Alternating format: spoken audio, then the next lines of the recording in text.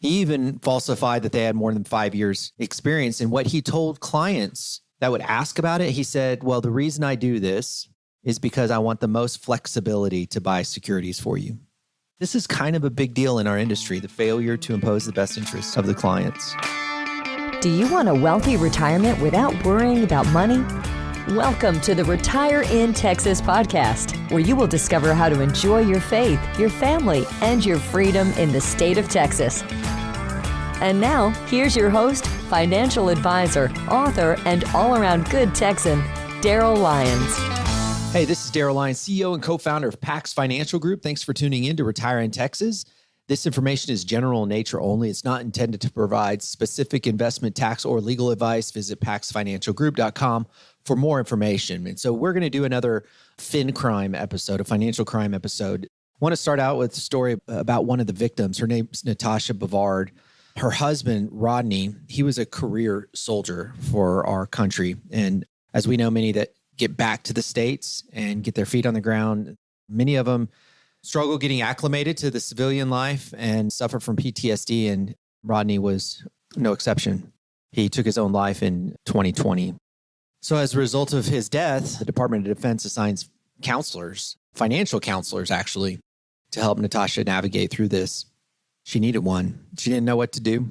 And a single mom now, as you can imagine, not exactly able to navigate all the nuances of the financial world, just trying to go one step at a time.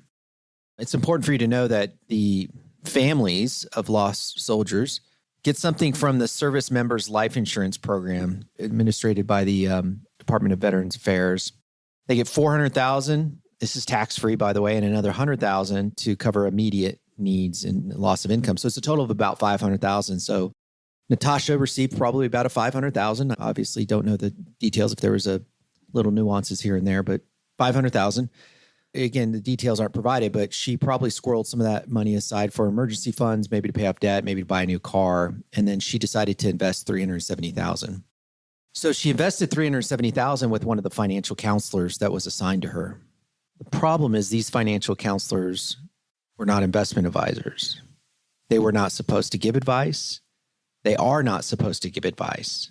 They are not supposed to give opinions. But this particular financial counselor that was assigned to her gave her recommendations on what to do with $370,000. And I'll talk about how he did this in just a minute. But you can imagine how she felt when she realized that she was being swindled, just trying to keep her family together. You can go online and see Natasha Bovard's GoFundMe page. She has a beautiful family. The money was for the kids, and she lost, of that $370,000 invested, $200,000. The Casualty Assistant Office for the Department of Defense really wants to help families of the missing, of the unknown, don't know where they're at, if they die, illness, all kinds of support. But again, it's only basic information from these counselors. It's no advice, no opinions about investments. And again, they get that, what we call Service Members Life Insurance Program. It's $500,000. Natasha was part of a family called the Gold Star family. This label, for lack of a better word, dates back to World War I. Military families, they displayed service flags featuring a blue star for every immediate family member serving in the armed forces. But the star's color would be changed to gold if the family lost a loved one in the war, hence the term Gold Star family. And in 1936, FDR, he built upon this growing movement to honor the mothers of deceased service members and designated the last Sunday of September as National Gold Star Mother's Day. Gold Star families get a financial counselor. Natasha was assigned a counselor by the name of Caz Craffy. Caz Craffy misled her, lied, and stole from her, and many other families too. Caz was assigned at a base in New Jersey, right out of Lakehurst. It's a joint base, Dix McGuire Lakehurst. This old base, historical roots going back to 1921. A very important joint mission that still exists today. Caz was assigned this role, given the fact that he was a major in the Army Reserves and had enough energy to continue to work hard. He was 41 years old and some life experience. So he fit the role of a financial counselor real well. But then this scheme came up, I guess in his mind, in his head. I don't know where he got the idea from, but he would steal from the families of our fallen soldiers. It's utterly disgraceful. He would steal from families assigned to him, and then he would go through the database of the Army and identify those soldiers who died, and he would deliberately target the families of the victims. I'll kind of break it down in some of the legal framework of how and why, not why so much. The why, I don't know if I'll ever understand why somebody would do something like this. But legally, these are some of the, I guess I have 4 bullet points here to just kind of talk through financial terminology, more legal terminology of what he did. The first one was misappropriation. So this is something that he did. Let me give you an example. I can't believe he did this. Craffy misappropriated $50,000 from a 13-year-old customer's IRA. From a 13-year-old's IRA, he orchestrated a loan against it for Craffy's own benefit. I mean, you may ask, how does a 13-year-old get an IRA? Well, you have to have earned income to put money in an IRA. None of the documents expressly disclose how the titling was, but it's very likely it was an inherited IRA. So he borrowed against this inherited IRA that belonged to a 13-year-old whose parent had passed away. I mean, evil does exist. The next one, number 2. This one may not seem like a big deal, but this is important for you to just kind of digest as you work with financial people. Failure to impose best interest. Failure to impose best interest. So the first financial legal term I wanted to share with you was misappropriation. And the second one is, the phrase is failure to impose the best interest. So whenever you fill out a financial application, you have to, and you've seen these before if you're a PAX client, we have to put a profile of who you are on there. What's your time horizon? What's your trading strategy? What's your net worth? These are all factors that put boundaries on the advisor and the client for which investments are suitable. And if an investment is applied to the portfolio and it's outside those boundaries, it's not allowed. And Caz knew that many of these clients, these widows and orphans, they had not a high net worth. He often put $1 million on there plus. They had a very short-term time horizon. And he always, I say always, I don't know this to be true, but he did falsely state on many applications that the trading strategy was aggressive. He even falsified that they had more than 5 years experience. And what he told clients that would ask about it, he said, well, the reason I do this is because I want the most flexibility to buy securities for you. This is kind of a big deal in our industry, the failure to impose the best interests of the clients. It's got to be taken seriously. It's boundaries. Number 3, excessive trading. You can imagine what this is. On at least 4 accounts, he had no discretionary authority. Discretionary authority means that the advisor has the authority to move things around, and it's a convenience factor because you can imagine if we wanted to, any advisor wanted to place a trade in the middle of the day and we had to call and confirm that it was okay and you're at work or you're picking up the kids from school, it just doesn't work. It's just inefficient. So you give us, or you give an advisor discretionary authority that's pretty common. We work within these boundaries. And at least PAX, we don't have any fees or commissions when we trade. It just takes away that conflict. Well, he did.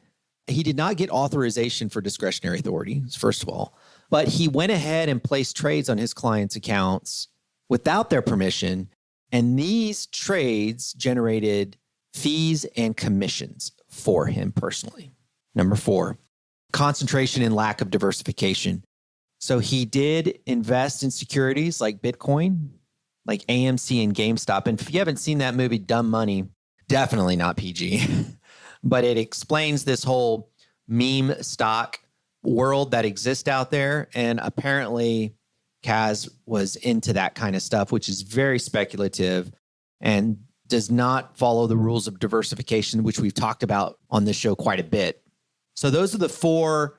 They're not the charges. These are the violations. The charges are wire fraud and other things. And we'll talk a little bit about that. But these are just the violations, the misappropriations of money. He did falsify loan documents. Number 2, failure to impose best interest. He falsified the boundaries. Number 3, excessive trading.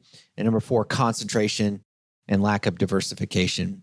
Another lady, this is another example, a victim, Sharon Hart's, whose son, his name was Sergeant Thomas Anastasio, and he died in January 2019. She said that the Army was amazing at supporting her after her son's death. She met Craffy, this guy, days after her son's funeral, and they actually became friends. Caz actually invited her, Sharon, to his wedding. She said he was smart and charismatic, ding, ding, ding. Like if I hear charismatic, I start to get a little nervous. And she trusted him. She, to this day, obviously is a victim of this crime and feels terribly guilty because her son was very intentional about his life insurance proceeds. He even made adjustments to his life insurance proceeds prior to his death to make sure that his siblings would be taken care of. And Caz stole from them. Total losses, about 29 families. 1.79 were realized. Those are gone forever. And 1.64 were in commissions and fees. So what did he do? How did he do this? What he did was he would get the victims from the Department of Defense through this financial counseling program.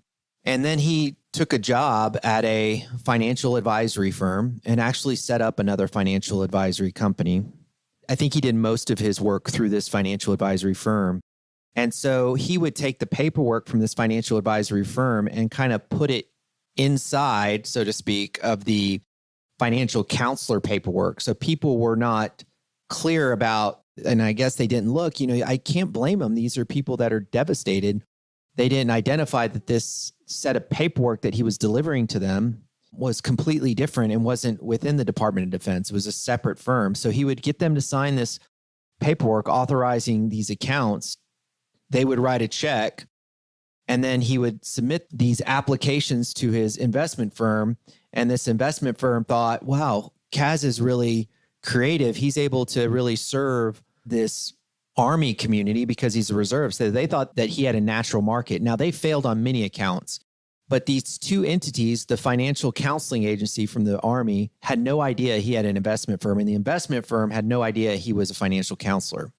And if they would have done some digging, they could have figured this out, but it was way too late. And there was too many families that lost hundreds of thousands of dollars and their lives are forever changed.